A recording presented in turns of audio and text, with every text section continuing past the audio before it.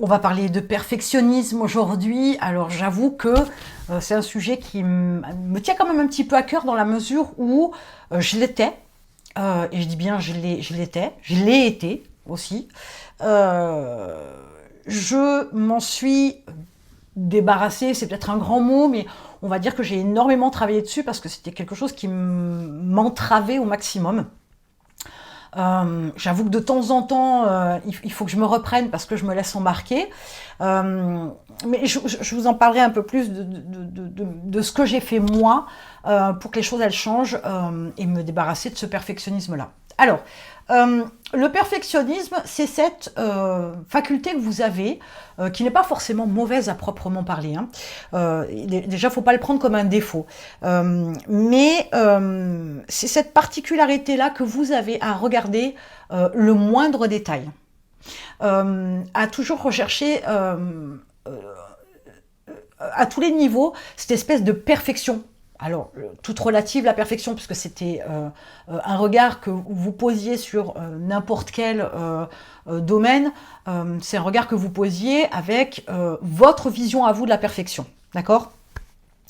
J'en parle au passé parce que vous verrez qu'avec ce que je vais vous dire là, vous devriez regarder les choses sous un autre angle. Donc ça devrait changer assez rapidement. Cette faculté à regarder donc toujours tous les petits détails, à rechercher la perfection, à limite ne pas aller jusqu'au bout tant que vous n'avez pas atteint cette perfection-là. Alors le problème c'est que d'abord clairement, hein, vous l'avez compris, vous le vivez, ça a un impact sur votre rapidité d'exécution de n'importe quelle tâche, de n'importe quelle action. Bien oui, parce que quand on est perfectionniste, le hic, c'est que quelque chose qui prendrait 1 heure de manière basique va nous prendre, va vous prendre, parce que je ne peux plus me mettre dedans, va vous prendre 2, 3, 4, 5 heures, si ce n'est pas plus. Donc déjà là, vous perdez du temps. Ça, faut en être conscient. Ça a un impact aussi sur votre innovation. Le truc, c'est que quand vous regardez le petit détail des choses que vous faites, vous n'avez plus cette approche de vue d'ensemble. Du coup, vous vous concentrez sur des choses que vous pouvez contrôler, ces fameux petits détails, et votre créativité véritable, votre capacité à innover, elle est loin derrière. Du coup, votre cerveau, il s'entraîne plus, et par automatisme, hein, par habitude, à s'occuper des petits détails et pas à être innovant et créatif avec cette approche d'ensemble. Donc, du coup, comprenez que vous n'êtes pas créatif, vous n'êtes pas innovant et vous êtes long à la tâche. Si je peux résumer un petit peu ce que ça vous apporte aujourd'hui. Ça vous apporte, c'est pas forcément super positif, hein, on est d'accord ? Donc voilà, donc déjà, comprenez que votre perfectionnisme, il vous aide pas.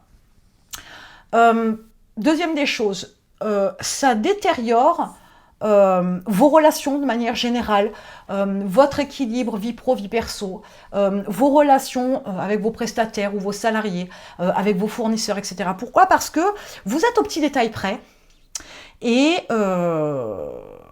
quand on est perfectionniste, on se dit que le reste de la planète, ils s'en foutent de tout, qui regardent pas le petit détail, que justement c'est fait à la va-vite que je te pousse, et on n'est pas super, on n'apprécie pas des masses. Ouais, on pourrait le voir comme ça. Alors il y a 2 poids 2 mesures hein, quand même. Hein. Il y a des gens quand même qui vont avoir une approche où ils vont vérifier, etc. Quand même, d'autres qui ne vont absolument pas vérifier, et c'est ceux-là qu'on détestera le plus sur le principe, on est d'accord. Oui, effectivement, on va regarder le petit détail près, on va regarder une faute de frappe, on va regarder un espace entre à la fin d'une phrase entre une lettre et un point, une couleur qui a changé, qui n'est pas cohérente avec le reste, une image qu'il faut décaler d'un centimètre, enfin tout ce genre de petits détails fait que ça biaise aussi l'idée que vous avez de la personne en face. D'où le fait que ça déséquilibre les relations de manière globale. Elle fait pas les choses bien, il m'a pas rendu ça, c'est présenté n'importe comment, enfin, vous voyez l'idée. Et alors, ce n'est absolument pas productif un brin. Donc si vous avez déjà ce sentiment-là, d'avoir à relever ces petites choses-là, alors peut-être qu'aujourd'hui vous êtes arrivé à un stade où vous ne dites plus rien, mais à l'intérieur ça vous turbine. Ok, d'abord il est temps de le dire, tout est dans l'art et la manière, donc déjà évacuer ce sera bien. Prenez conscience tout simplement que vous êtes perfectionniste de façon à pouvoir aussi, dans la prise de conscience, pouvoir travailler dessus. Mais il est important de comprendre que si vous regardez tout le temps tous les petits détails, ça ne vous fait pas du bien. Donc je vous dis, vous pouvez ruminer ou dire dans le détail ce qui ne convient pas, sauf que les personnes en face de vous, elles vont dire « t'exagères, ça n'a pas d'importance ». Ben oui, parce qu'en fait, il est là le truc. Mais j'y reviendrai. Donc, travailler avec des gens qui sont perfectionnistes, c'est une tannée. Parce qu'ils sont tellement petits détails qu'ils vous font refaire sans cesse et sans relâche. Ça veut dire quoi? Ça veut dire que vos salariés, vos prestataires, vos fournisseurs, etc., vos interlocuteurs, et donc vos meilleurs talents dans votre entreprise, peuvent fuir votre entreprise, et en fait, vous particulièrement. Donc ça veut dire qu'au-delà du fait que vous détériorez les relations avec les personnes qui vous entourent, vous pourriez aussi perdre une équipe, à défaut de talent, un en particulier, mais plusieurs. Vous pourriez créer de la tension dans votre entreprise, et ce n'est pas une bonne chose. Donc il faut clairement faire attention à ce perfectionnisme-là, parce qu'il n'y a pas que chez vous qu'il y a des impacts, mais aussi chez d'autres personnes qui vous entourent. Et j'en arrive au point crucial. Le truc, dans le perfectionnisme, ça peut être, par exemple, ce besoin de contrôler.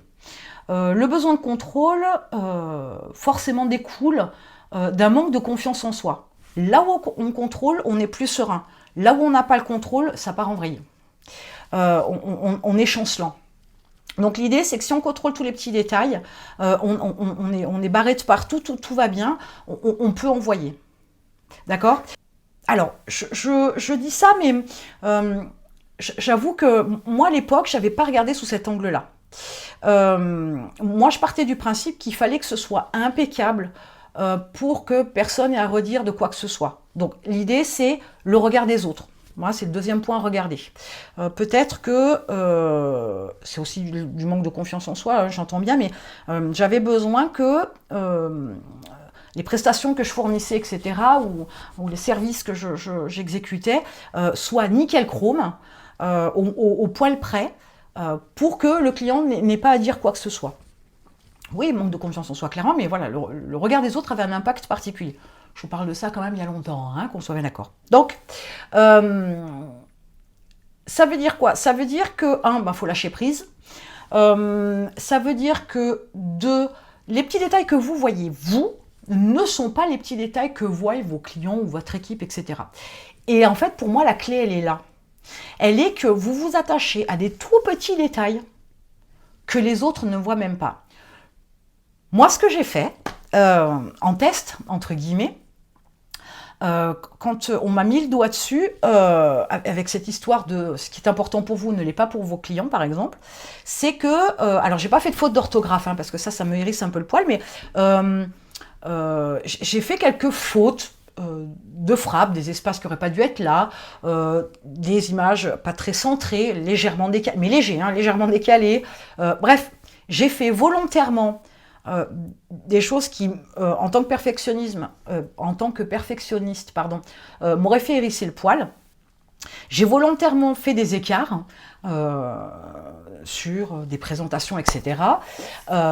J'ai joué ce jeu-là jusqu'au bout. Je ne l'ai pas fait qu'une seule fois, parce qu'il faut le faire un peu plus. Et j'ai envoyé quand même. Et client, pas client, enfin devis signé ou pas, peu importe, la question ne se pose pas. Mais à un moment donné, j'ai posé la question. Est-ce que dans le document que je vous ai montré, il y a quelque chose qui vous perturbe, qui vous choque, qui a attiré votre œil? Est-ce que dans les images que je vous ai envoyées, et je posais la question, et je lui demandais de se remettre sous les yeux l'information, et à chaque fois on m'a dit, mais je vois pas.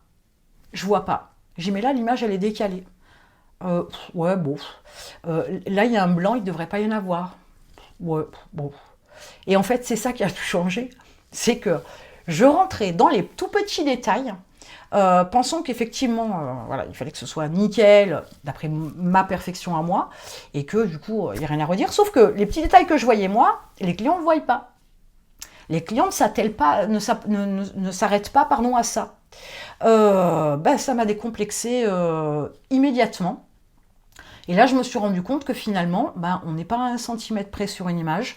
On n'est pas au petit détail près sur un espace en trop entre deux mots. On n'est pas ce genre de choses.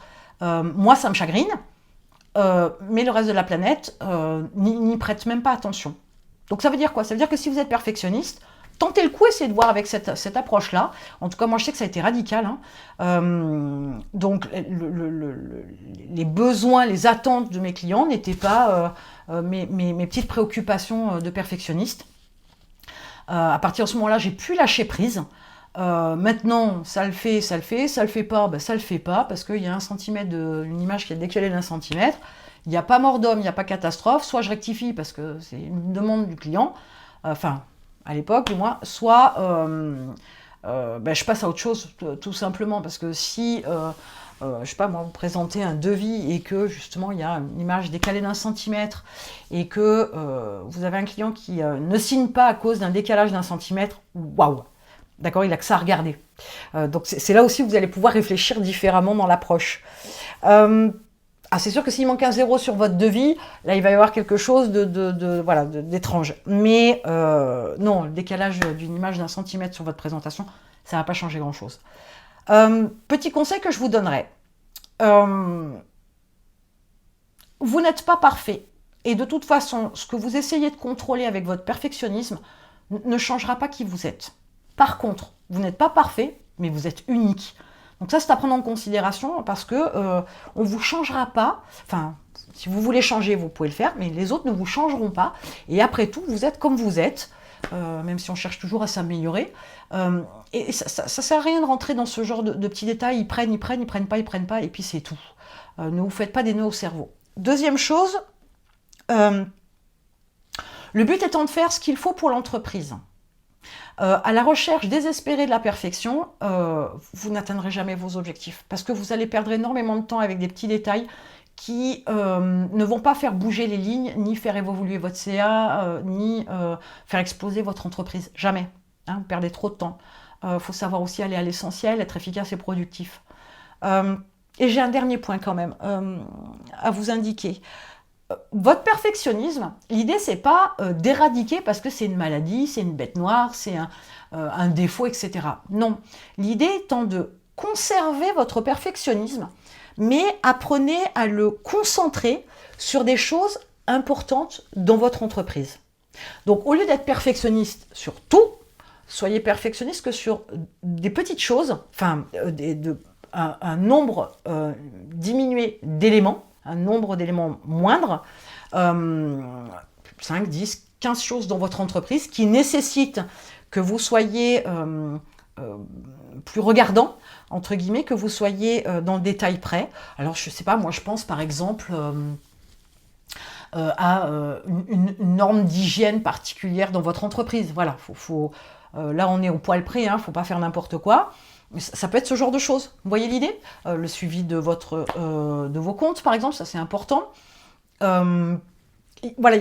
Limitez plutôt le nombre de choses, le nombre d'éléments sur lesquels vous êtes perfectionniste, plutôt que de l'être constamment, sans cesse et sans relâche.